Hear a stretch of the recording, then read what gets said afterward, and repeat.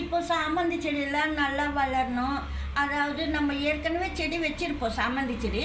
அந்த செடிங்கெல்லாம் ஃபாஸ்ட்டாக வளரணும், நிறைய கிளைகளே வர மாட்டேங்குதுன்னா நீங்கள் ஃபுல்லாக வந்து கிளைங்கள்லாம் கட் பண்ணி விடணும். அதுக்கப்புறமா எரு செஞ்சு வைக்கிறது எப்படின்னா, ரொம்ப கொஞ்சம் கொஞ்சம் போலேயே நீங்கள் நிறையலாம் செய்ய தேவையில்ல. பாருங்கள், இது போல் பாக்ஸ்லலாம் நீங்கள் கொஞ்சம் கொஞ்சம் போல் வந்து இப்போ 4 வாழைப்பழம் தோல், 4 வெங்காயம் தோல், 2 முட்டை ஓடு போட்டுக்குங்க. 2 4 கூட போட்டுக்கலாம்.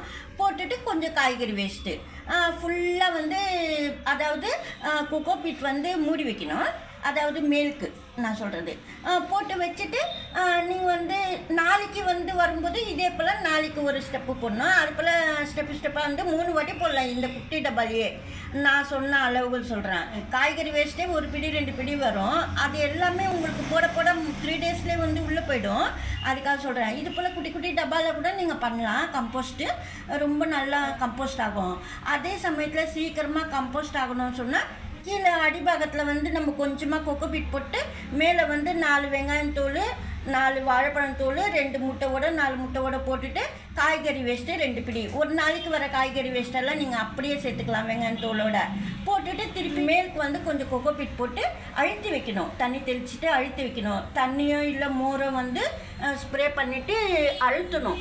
அழுத்திட்டு திருப்பி பாக்ஸ் மூடி வச்சிடணும். திருப்பி நாளைக்கும் அதே போல் அது மேலேயே போட்டுட்டு காய்கறி வேஸ்ட்டு இப்போ நான் சொன்ன அளவுலாம் திருப்பி மேலேயே போட்டுட்டு திருப்பி கொக்கோ பீட் மூடி வைக்கணும். திருப்பி ஸ்ப்ரே பண்ணணும். வாட்ரு லைட்டாக தான் ஸ்ப்ரே பண்ணணும். அதிகமாக ஸ்ப்ரே பண்ணிங்கன்னா வாட்டரோ இல்லை மோரோ கொஞ்சமாக ஸ்ப்ரே பண்ணால் அந்த போட்ட கொக்கோ பீட்டை ஈரப்பதம் எடுத்துக்கும். அந்த கொக்கோ பீட் வந்து 3ஆவது நாள் வந்து அதே போல் நீங்கள் இன்னொரு ட்ரிப்பும் போட்டு கொக்கோ பீட் போட்டு மூடி அழுத்தி வைக்கணும். திருப்பியும் கொஞ்சமாக மோர் சேர்த்துட்டு வெல்லம் தண்ணி கூட நீங்கள் ஸ்ப்ரே பண்ணிக்கலாம். மோர் ஒரு வாட்டி, வெல்லம் தண்ணி ஒரு வாட்டி, அது போல் ஸ்ப்ரே பண்ணிக்கிட்டே வரணும். மாற்றி பண்ணிவிட்டு நீங்கள் வந்து மேலுக்கு கொக்கோ பீட் மூடிட்டு 3ஆவது நாள் நல்லா கவர் பண்ணிடணும். இந்த பாக்ஸ் வந்து நீங்கள் பண்ணிவிட்டு டெய்லி வந்து நீங்கள் பாக்ஸ் திறந்து மிக்ஸ் பண்ண தேவையில்லை. நல்லா அழுத்தம் கொடுத்து நம்ம சாயெல்லாம் கவர் பண்ணி வச்சுருக்குறோம். கொக்கோ பீட்டெல்லாம் காய்கறி வேஸ்ட்டு மேலெலாம்.